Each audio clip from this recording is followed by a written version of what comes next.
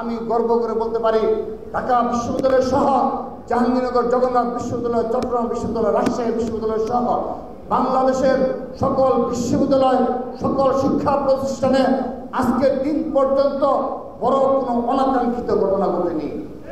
সামান্য বিচ্ছিন্ন ঘটনা ঘটেছে, স্বীকার করে নিচ্ছি, অবশ্যই বিচ্ছিন্ন ঘটনা ঘটেছে, কিন্তু আমরা ছাত্রদলের পক্ষ থেকে তাৎক্ষণিক ব্যবস্থা গ্রহণ করেছি বিদায় বড় কোনো ঘটনা আজকের দিন পর্যন্ত ঘটেনি।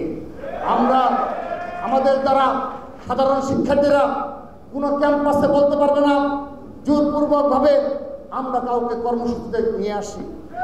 যারা আমাদের কর্মসূচিতে আসে স্বতঃস্ফূর্তভাবে আসে এবং আগামীর বাংলাদেশ বিনির্মাণে যাদের বিশ্বাস রয়েছে, ছাত্রদল এককভাবে ভূমিকা রাখার সামর্থ্য রাখে, তারাই আমাদের পতাকা তুলে আসছেন।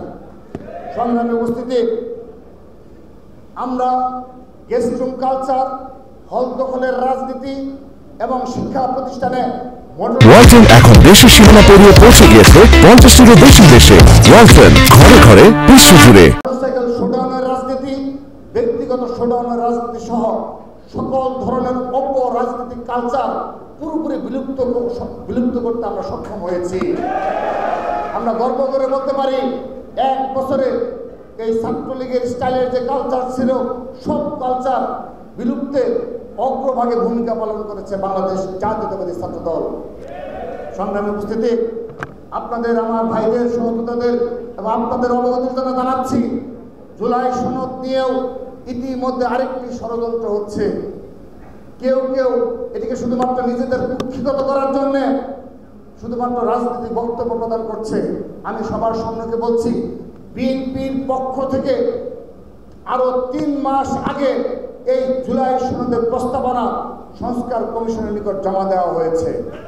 আমি আবারও বলছি, 3 মাস আগে জুলাই সনদ নিয়ে বিএনপির যে প্রস্তাবনা, ভাবনা, যে চাওয়া হয়েছিল সেটি জমা দেওয়া হয়েছে, কিন্তু তারা সেটি স্বীকারই করে না, শুধুমাত্র বলে জুলাই সনদ চায়।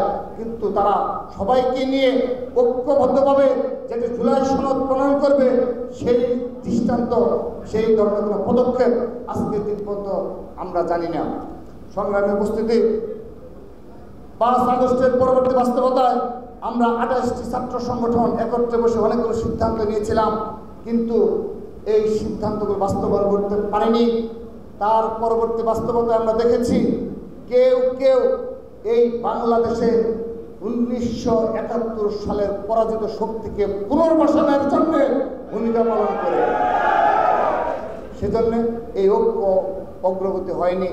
তার মূলে রয়েছে, আমি একটি বিষয় বলতে বাধ্য হচ্ছি, ছাত্র সমাজকে সবকিছু জানতে হবে। আমরা বিভিন্ন সময় আলোচনা করে থাকি কে একটি বৃহত্তর প্ল্যাটফর্মে, আমরা যখন এরকম একটা প্ল্যাটফর্ম করেছিলাম, তারপর আমরা বেশ কয়েকটি সফল মিটিং করে এই জুলাই আগস্ট গণ অভ্যুত্থানের যে চেতনা নিয়ে আমাদের বীর শহীদরা জীবন দিয়েছে, যারা আহত হয়েছে তাদের চিকিৎসা এবং সার্বিক প্রেক্ষাপট আগামীর বাংলাদেশ বিনির্মাণে আমরা সবগুলো ছাত্র সংগঠন এক এবং ঐক্যবদ্ধ ভূমিকা পালন করতে চেয়েছিলাম। কিন্তু জামাতে ইসলামের বর্তমান যে নায়েবে আমির আছে, তার ভাগ্নিকে যে বিয়ে করেছে, তার কিছু প্রকার 1971 সালের পরাজিত শক্তিকে পুনর্বাসনের জন্য তিনি এখন ভূমিকা পালন করছেন এবং তার সে সহ আরো অল্প কিছু ছাত্র সংগঠন রয়েছে যারা এই ঐক্যকে বিনষ্ট করেছে এবং তারা এখনো, আমি সর্বশেষ এই মিটফুটের ঘটনায় আবারও ক্ষুব্ধ, ব্যথিত এবং আমরা তার বিচার দাবি